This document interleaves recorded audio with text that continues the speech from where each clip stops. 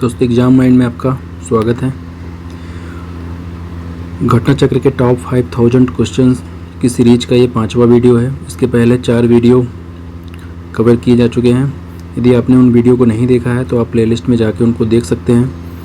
दोस्तों यह सीरीज़ आपके एग्ज़ाम के लिए बहुत ज़्यादा इंपॉर्टेंट हो सकती है। इसमें 30 से 40 क्वेश्चन आपके एग्ज़ाम में इस सीरीज़ से डायरेक्ट आ सकते हैं। यदि आप UP PCS, BPSC, MPPSC, UP RO, ARO, UPSI, Bihar SI आदि किसी एग्ज़ामों की प्रिपरेशन कर रहे हैं तो ये सीरीज़ आपके लिए बहुत ज़्यादा इम्पोर्टेंट होगी। शुरुआत करते हैं आज के लेक्चर। निम्नलिखित में से इन सूचियों का मिलान करना है।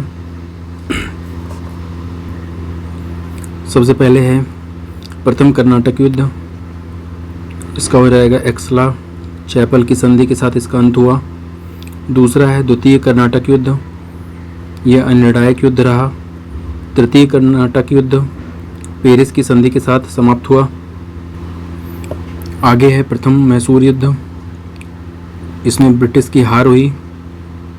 फिर इसके बाद कांग्रेस रेडियो का प्रसारण ऊषा मेहता ने भारत छोड़ो आंदोलन के दौरान प्रसारण किया था कांग्रेस रेडियो का। फिर इसके बाद है महात्मा गांधी जी का जीवनीकार लुई फिशर थे। रॉलेट एक्ट 1919 लॉर्ड चेम्सफोर्ड के कार्यकाल में आया था। हंटर कमीशन आपका जलियांवाला बाग हत्याकांड की जांच के लिए बनाया गया था। क्रिप्स मिशन मार्च 1942 में भारत आया था। साम्यवाद का उच्चतम पुजारी किसे कहा जाता है? पंडित जवाहरलाल नेहरू जी को। तानसेन का मकबरा कहाँ पर स्थित है? ये आपका ग्वालियर में स्थित है। दस्तार बांदान किसको कहा जाता है? तो ये उलेमाओं को कहा जाता है। अष्ट प्रधान मंत्री परिषद किसके शासनकाल में थी? तो ये शिवाजी के शासनकाल में थी, जिसको मराठा प्रशासन कहा जाता था। गुलामगिरी और सार्वजनिक सत्य धर्म पुस्तक के रचनाकार कौन हैं? ज्योतिबा फुले।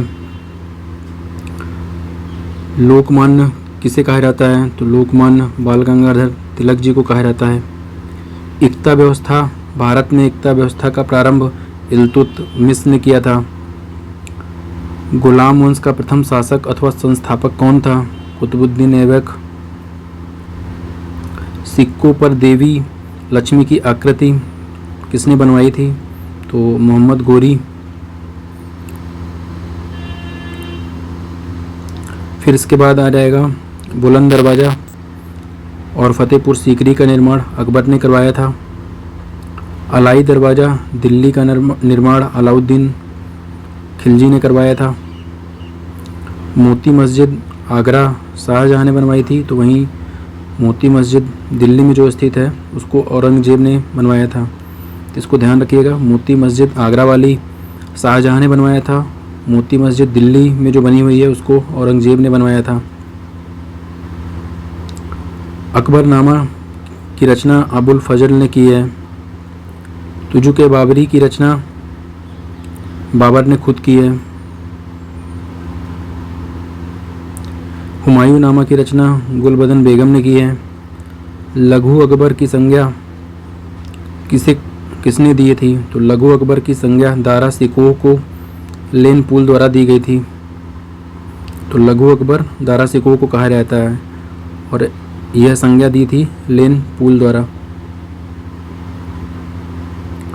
मज्म उल बहरीन के रचनाकार दारा सिकोह हैं। राजमाता विजय राजे सिंधिया, इनका संबंध ग्वालियर से है। अब कुछ प्रमुख योजनाएं और उनसे जुड़े हुए कुछ तथ्य देख लेते हैं। योजना का नाम है inclusive education for disabled and secondary stage योजना, IEDSS योजना। इसको 2009-10 में प्रारंभ किया गया था। इसमें कक्षा 11 और कक्षा 12 में पढ़ने वाले निःशक्त बच्चों की समावेशी शिक्षा की सहायता की जाती है। अगली योजना है राष्ट्रीय भूमि अभिलेख आधुनिकीकरण कार्यक्रम। इसको 2008 में प्रारंभ किया गया था। इस कार्यक्रम के तहत भू अभिलेख का कंप्यूटरीकरण किया गया, सर्वेक्षण किया गया और पंजीकरण का कंप्यूटरीकरण किया गया। अगली योजना है राष्ट्रीय खाद्य सुरक्षा मिशन। इसको अक्टूबर 2007 में प्रारंभ किया गया था। इसका उद्देश्य है उच्च उत्पादक किस्म के बीजों का वितरण करना और सुधारीकृत उत्पादन तकनीकी का निदर्शन करना, फसलों की नई विकसित किस्मों का प्रचार प्रसार करना, देश के अभिज्ञात जिलों में क्षेत्र विस्तार और सतत रीति से उत्पादकता वर्धन के माध्यम से धान, गेहूं, दलहन के उत्पादन में बढ़ोतरी करना। तो ये आपका हो गया राष्ट्रीय खाद्य सुरक्षा मिशन अक्टूबर 2007। अगली योजना है नालंदा योजना। यह 2014 में प्रारंभ की गई थी। इसका उद्देश्य है अल्पसंख्यक मामलों के मंत्रालय द्वारा इसको प्रारंभ किया गया था। यह अल्पसंख्यक मंत्रालय का एक अभिनव कार्यक्रम है। अब सूची 1 का सूची 2 से मिलान करना है। इसमें पहला है चुम्बकीय वेधशाला, ये पोर्ट ब्लेयर में स्थित है। दूसरा है रेड बेसिन, आपका ये चीन में स्थित है। सुदूर पूर्व का चावल का कटोरा किसे कहा जाता है? म्यांमार को कहा जाता है। बरमूडा ट्रायंगल किसे कहा जाता है? तो यह उत्तरी अटलांटिक महासागर के पश्चिमी भाग का एक क्षेत्र है। अगला देखना है सांडी वन्यजीव अभयारण्य कहाँ पर स्थित है? तो ये हरदोई में स्थित है। अगला है ओखला वन्यजीव अभयारण्य कहाँ पर स्थित है? तो ये उत्तर प्रदेश के गौतम बुद्ध नगर में स्थित है। उत्तर प्रदेश में 9 सस्य जलवायु क्षेत्र पाए जाते हैं। उत्तर प्रदेश के लखनऊ में बायोटेक्नोलॉजी पार्क स्थापित किया गया है। दोस्तों ये सारे क्वेश्चन काफ़ी इंपॉर्टेंट हैं, कई बार पूछे जा चुके हैं, तो इनको आप ध्यान से देखिएगा। पर्यावरण संरक्षण अधिनियम भारत में 1986 में लाया गया। इसके बाद कनिष्क ने सारनाथ बौद्ध प्रतिमा अभिलेख की तिथि क्या है? तो ये 81 ईस्वी है। कनिष्क के सारनाथ बौद्ध प्रतिमा अभिलेख की तिथि 81 ईस्वी। राष्ट्रीय जलमार्ग संख्या 1 भारत के समुद्र के किनारे पर स्थित है। तो ये हो जाएगा राष्ट्रीय जलमार्ग संख्या इलाहाबाद से हल्दिया तक विस्तृत है। तो वहीं फिर अगला क्वेश्चन है भारत के समुद्र के किनारे पर स्थित कितने राज्य हैं? तो भारत के समुद्र के किनारे स्थित राज्यों की संख्या है 9। अगला देखते हैं रोजगार विहीन वृद्धि दशक 1991 से 2000 के बीच को माना जाता है। उत्तर प्रदेश कृषि अनुसंधान परिषद लखनऊ में स्थित है। उत्तर प्रदेश में आलू का अनुसंधान केंद्र मेरठ में स्थित है। विश्व का चीनी का कटोरा क्यूबा को कहा जाता है। लाल स्याही आपकी ईओसिन से बनती है। मूल्य संवर्धित टैक्स अर्थात वैट भारत में 1 अप्रैल 2005 से लागू किया गया। भारत में प्रत्यक्ष टैक्स के कौन कौन से उदाहरण हैं? तो इसमें हो जाएगा आपका संपदा कर या संपत्ति कर। दूसरा हो जाएगा आयकर अथवा इनकम टैक्स। फिर तीसरा हो जाएगा कारपोरेट टैक्स, निगम कर। तो वेल्थ टैक्स, इनकम टैक्स और कारपोरेट टैक्स ये तीनों प्रत्यक्ष कर के उदाहरण हैं। अप्रत्यक्ष कर के उदाहरणों में उत्पाद शुल्क एक्साइज ड्यूटी, बिक्री कर सेल टैक्स, सीमा शुल्क अथवा कस्टम ड्यूटी और सर्विस टैक्स अथवा सेवा कर। तो ये आपके हैं अप्रत्यक्ष कर। Excise duty, sale tax, custom duty और सर्विस टैक्स। आगे देखते हैं चिल्लैया कमेटी। तो चिल्लैया कमेटी बनाई गई थी प्रत्यक्ष और अप्रत्यक्ष कर सुधार के लिए। दोस्तों कमेटी वाले क्वेश्चन काफ़ी इंपॉर्टेंट हैं। कमेटी के क्वेश्चन बहुत सारे बनते हैं। कुछ गरीबी के लिए कुछ कमेटी बनाई गई थी तो उससे क्वेश्चन बनता है। इसको आगे की वीडियो में हम कवर करेंगे। शराब पर उत्पादन कर ये राज्य सरकारों द्वारा लगाया जाता है। मेलाटोनिन हार्मोन निद्रा और जागने की क्रिया को संचालित करता है। मॉडवेट को उत्पाद कर कहा जाता है। संपत्ति विक्रय करने पर कैपिटल गेन टैक्स लगाया जाता है। और फैक्ट्री निर्मित वस्तुओं पर सेंट्रल एक्साइज ड्यूटी लगाई जाती है। आयात पर कस्टम ड्यूटी लगाई जाती है। और आय पर, कंपनी की आय पर कारपोरेट टैक्स लगाया जाता है। और वहीं उत्पाद कर आपका मॉडरेट कहलाता है। मॉडर्न हिस्ट्री से जुड़े हुए कुछ क्वेश्चंस को अब देख लेते हैं। इसमें बंगाल विभाजन के समय भारत का लेफ्टिनेंट गवर्नर जनरल कौन था? सर एंड्रूज फ्रेजर भारत के विभाजन के समय, बंगाल के विभाजन के समय बंगाल का लेफ्टिनेंट गवर्नर था। 19 जुलाई 1905 को भारत बंगाल विभाजन की घोषणा किसने की? लॉर्ड कर्जन ने की। बंगाल विभाजन प्रभावी हुआ तो ये 16 अक्टूबर 1905 से प्रभावी हुआ। ब्रिटिश सम्राट जॉर्ज पंचम ने दिल्ली दरबार में बंगाल विभाजन रद्द कर दिया तथा कलकत्ता की जगह दिल्ली को भारत की नई राजधानी बनाने की घोषणा की 12 दिसंबर 1911 को।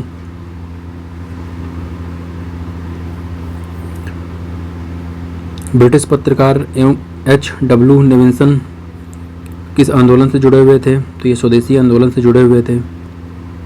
ब्रिटिश पत्रकार H.W. नेविल्सन। वंदे मातरम जिस भारतीय आंदोलन का शीर्षक गीत बना तो यह स्वदेशी आंदोलन का शीर्षक गीत बना, वंदे मातरम। प्रथम विश्व युद्ध के दौरान वह आंदोलन जो भारत में लोकप्रिय हुआ, होम रूल आंदोलन। होम रूल आंदोलन 1916 से प्रारंभ किया गया था एनी बेसेंट और तिलक के द्वारा।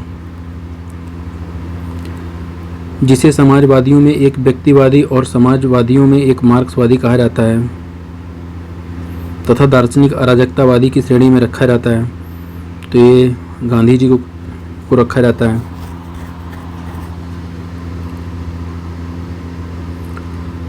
पहला तुर्क शासक जिसने शुद्ध अरबी सिक्के चलाए तथा 2 प्रमुख सिक्के चांदी का टका तथा तांबे का जीतल प्रचलित किया, तो ये हो जाएगा इल्तुतमिश। यहाँ पे देख लीजिएगा, टका आपका चांदी का है और जीतल आपका तांबे का है। इल्तुतमिश के द्वारा इसको चलाया गया था। सिक्कों पर टकसाल का नाम लिखवाने की परंपरा तथा दिल्ली को सल्तनत की राजधानी के रूप में स्थापित करने वाला सुल्तान कौन था? इल्तुतमिश। रक्त और लौह की नीति किसने अपनाई? गयासुद्दीन बलबल ने। गढ़मुक्तेश्वर की मस्जिद की दीवारों पर उत्कीर्ण शिलालेख पर स्वयं को जिसने खलीफा का सहायक कहा, तो बलबन ने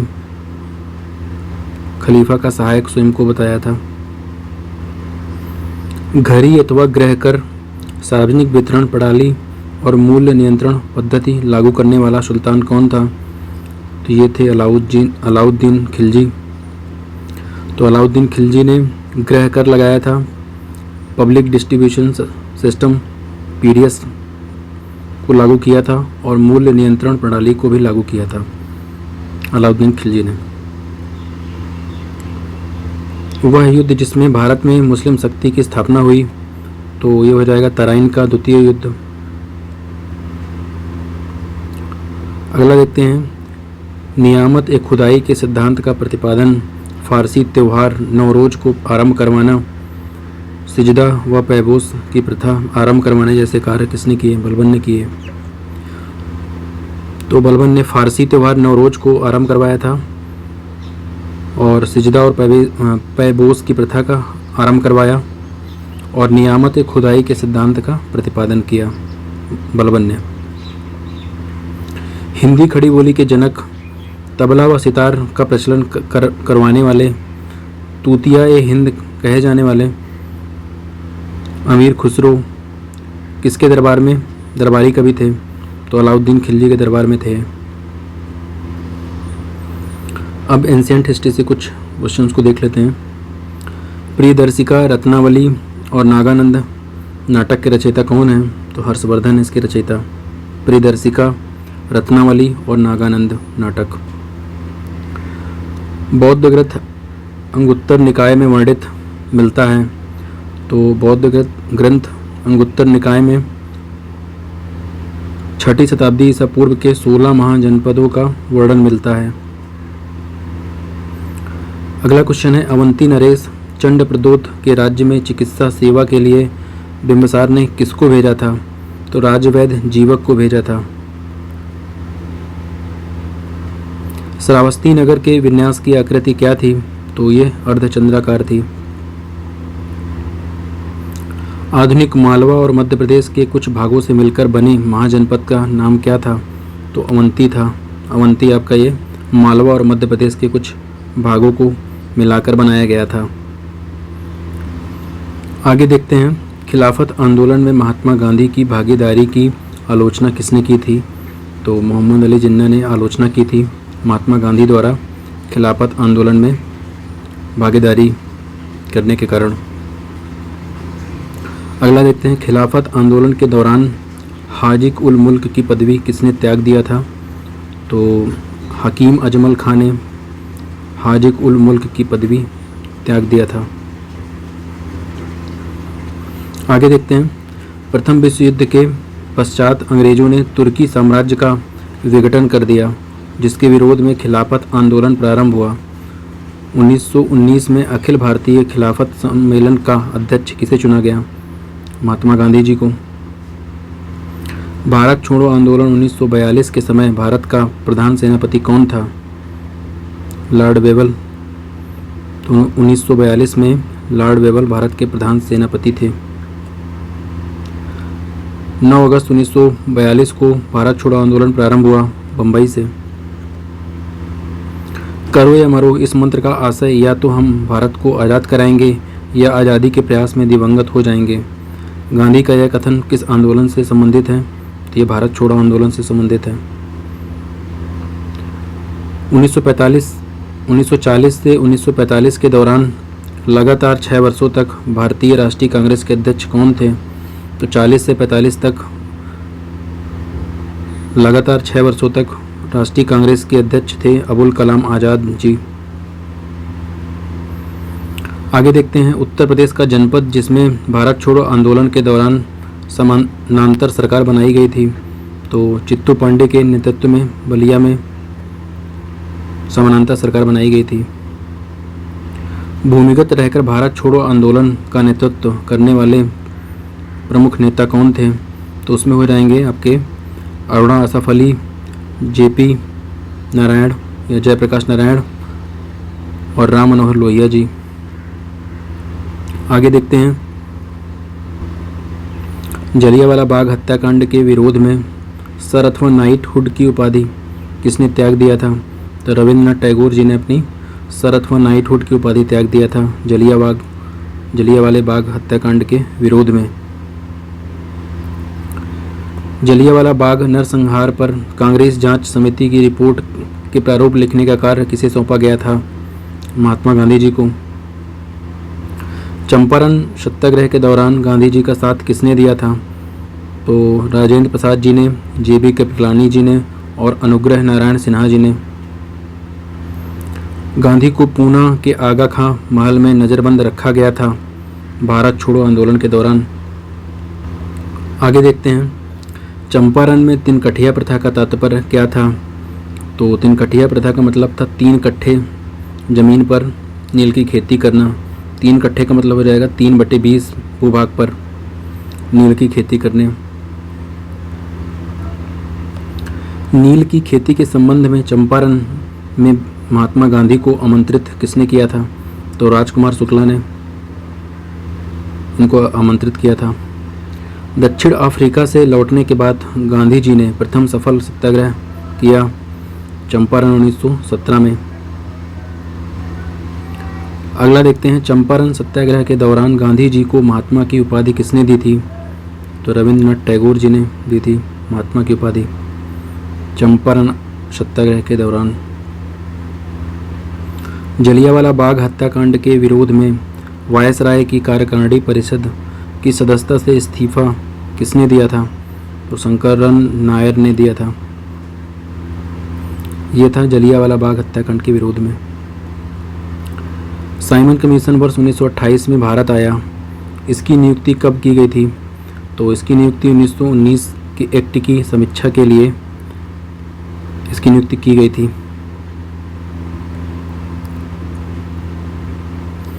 भारतीयों ने साइमन कमीशन का बहिष्कार क्यों किया था? क्योंकि इसमें कोई भी भारतीय सदस्य नहीं था। लॉर्ड इरविन के सुझावों पर भारतीयों को साइमन कमीशन से बाहर रखा गया था। जलियांवाला बाग हत्याकांड के लिए जिम्मेदार ओडायर को लंदन में किसने मार डाला था? तो ऊधम सिंह जी ने जनरल ओडायर को लंदन में मार दिया था। वह जेल जिसे गांधी जी ने मंदिर का नाम दिया था, तो यह यरवदा जेल को गांधी ने मंदिर कहा था। साइमन कमीशन के अध्यक्ष जॉन साइमन संबंधित थे। ये लिबरल पार्टी उदारवादी दल से संबंधित थे।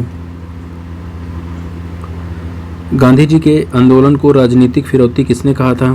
तो ये लॉर्ड लिनलिथगो ने गांधी के आंदोलनों को राजनीतिक फिरौती कहा था।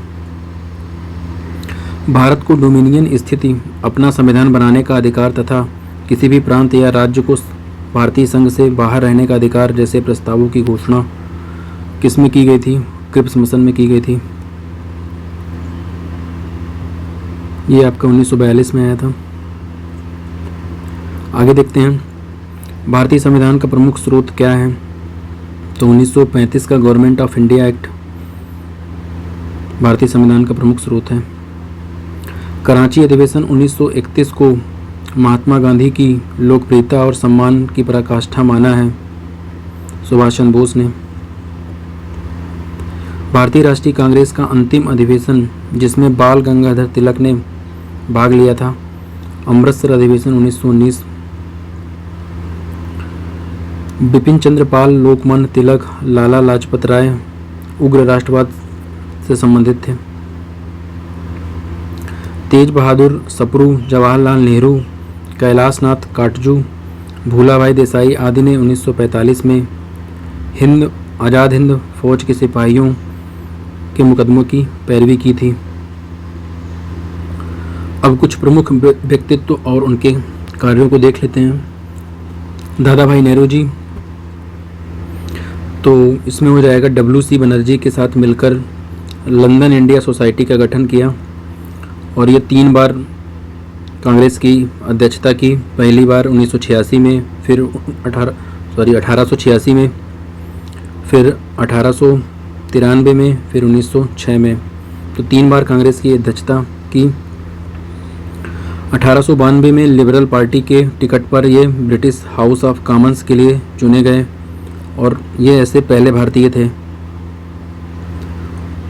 इन्होंने अपने निबंध poverty and un British rule in India में धन के अपवाह का सिद्धांत ड्रेन थ्योरी पर प्रकाश डाला और इनकी गुजराती पत्रिका रस्त गुफ्तार को इन्होंने प्रारंभ किया। तो इसमें आपको ध्यान रखना है कि ये 3 बार कांग्रेस के अध्यक्ष रहे, 1886, 93 और 1906 में, और 1892 में लिबरल पार्टी के टिकट पर ब्रिटिश हाउस ऑफ कॉमन्स के लिए चुने गए और इन्होंने ड्रेन थ्योरी दी और रस्त गुफ्तार पत्रिका का संपादन किया। आगे देखते हैं बाल गंगाधर तिलक जी के बारे में।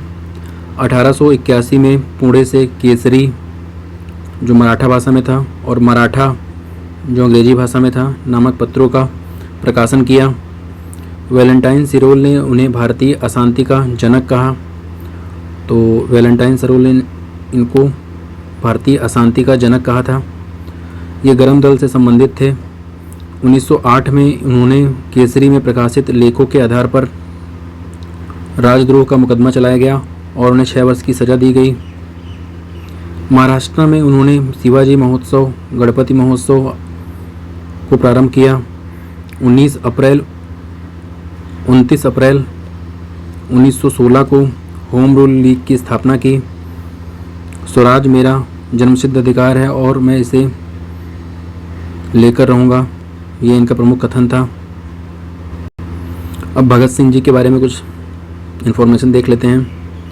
शहीद-ए-आज़म भगत सिंह का जन्म 27 सितंबर 1907 को बंगाल रायपुर जिले जो पाकिस्तान में है हुआ था।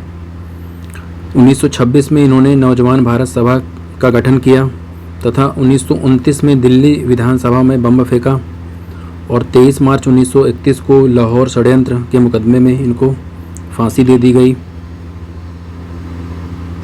अब देख लेते हैं सुभाष चंद्र बोस जी के बारे में कुछ तथ्य। 1897 को कटक उड़ीसा में इनका जन्म हुआ था। 1920 में इन्होंने ICS की परीक्षा में उन्हें चौथा स्थान प्राप्त हुआ था। 1938 में हरिपुरा गुजरात और फिर आगे चल के 1939 को त्रिपुरी मध्य प्रदेश में कांग्रेस के अध्यक्ष चुने गए। अक्टूबर 1943 में सिंगापुर में आज़ाद हिंद फौज की विधिवत स्थापना की। रविंद्रनाथ टैगोर ने इन्हें देश नायक कहा था। इन्होंने जय हिंद का नारा दिया। माना जाता है कि बैंकॉक से टोक्यो जाते समय 18 अगस्त 1945 को ताइपे के निकट उनका विमान दुर्घटनाग्रस्त हो गया। अब BR अम्बेडकर के बारे में कुछ तथ्य देख लेते हैं। BR अम्बेडकर जी का जन्म 14 अप्रैल 1891 को हुआ था। 1920 में the all India depressed class federation की स्थापना की और आगे चल के इन्होंने बहिष्कृत हितकारिणी सभा की स्थापना की। 1942 में अनुसूचित जाति परिसंघ की स्थापना की। ये संविधान सभा के प्रारूप समिति के अध्यक्ष थे। मराठी पाक्षिक बहिष्कृत भारत का इन्होंने प्रारंभ किया और इनका प्रमुख पत्र मूक नायक था। अम्बेडकर जी की मृत्यु 6 दिसंबर 1956 को हुई।